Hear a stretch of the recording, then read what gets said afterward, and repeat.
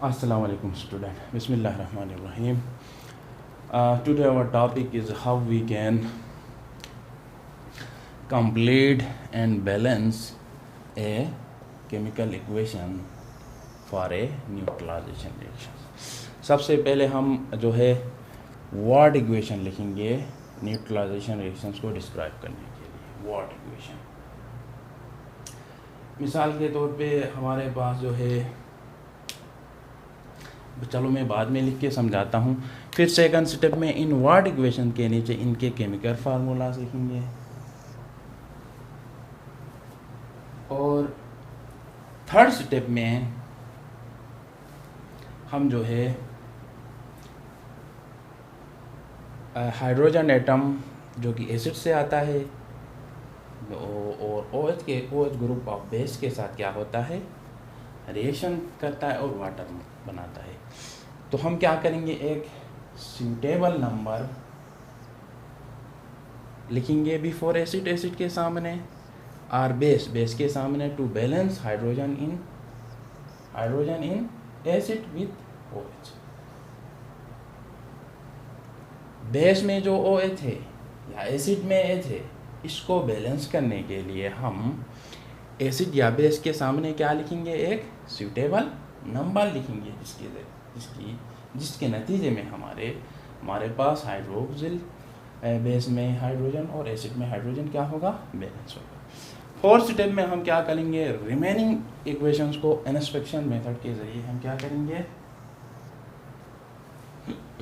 Balance करेंगे. और third last step में हम इनकी स्टेट्स को, सब्सटेंस लिक्विड में है, गैस में है, सॉलिड में, इनकी स्टेट को हम लिखेंगे.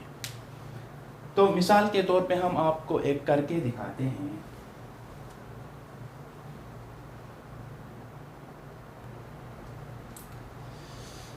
तो स्टूडेंट देखिए, हमारे पास यहाँ एक प्रॉब्लम आया है. सोडा एस जिसका केमिकल फार्मूला Na2CO3 है, इज़ यूज टू मेक गिलास बनाने, शीशा बनाने के लिए यूज़ होता है, जो कि कार्बोनिक एसिड और हाइड्रोक्सिल ग्रुप की रिएक्शन के नतीजे में हमारे पास बनता है. अब हमें इसकी कंप्लीट और बैलेंस केमिकल इक्वेशन लिखना है. स्टेप 1 में हमने कहा था कि वर्ड में इसकी क्या लिखेंगे, हम बैलेंस इक्वेशन लिखेंगे. वर्ड में हम इक्वेशन लिखेंगे. मसलन हमारे पास कार्बोनिक एसिड है, कार्बोनिक एसिड स्टेप 1 में carbonic acid plus sodium hydroxide reaction के नतीजे में हमारे पास क्या बनता है, सोडियम कार्बोनेट बनता है. This is soda ash, sodium carbonate plus water.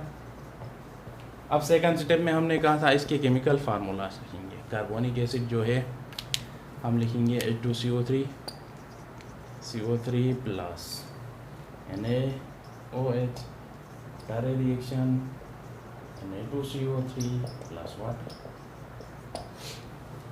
अच्छा, हमारे पास जो थर्ड स्टेप था वो हाइड्रोजन बैलेंस करना था. दोनों साइडों में हाइड्रोजन बैलेंस करना था. तो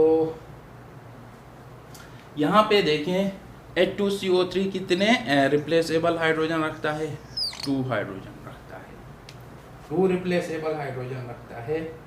2 neutralise hydrogen atom contain 2 neutralisable hydrogen atom रखता है. और NaOH कंटेन 1 OH, क्या रखता है ये, 1 OH रखता है. सो हाइड्रोजन को बैलेंस करने के लिए हम क्या करेंगे, इस साइड पे 2 से मल्टीप्लाई करेंगे. क्या करेंगे, 2 से मल्टीप्लाई करेंगे. इसी तरह हमने दोनों साइडों पे जो है 2 से मल्टीप्लाई किया. इसी तरह फिर हमने जो है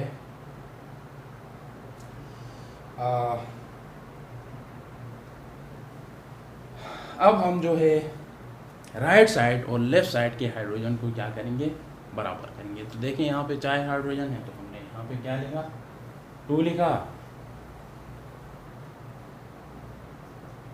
लिखा, जिसके नतीजे में हमारा जो है वाटर भी क्या हो गया, बैलेंस हो गया.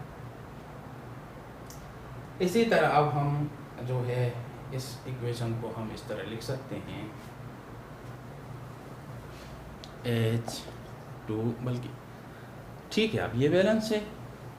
अब हम लास्ट स्टेप में जो है इसके हमें स्टेट लिखना है, स्टेट लिखना है। ये भी एक बस में है, ये भी एक बस में है, और ये भी एक बस में है, और ये इसी तरह हमने एक न्यूट्रलाइजेशन रिएक्शंस को कंप्लीट और बैलेंस कर लिया।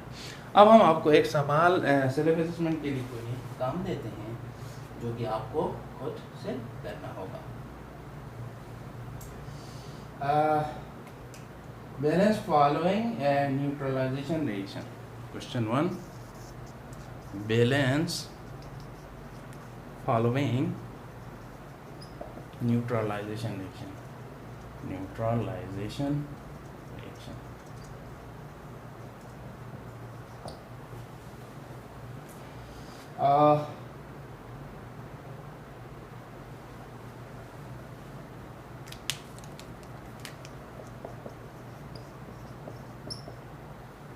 सल्फ्यूरिक एसिड, बेस,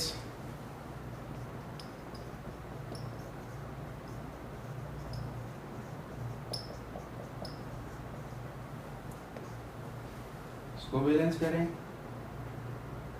सेकंड हमारे पास जो है वो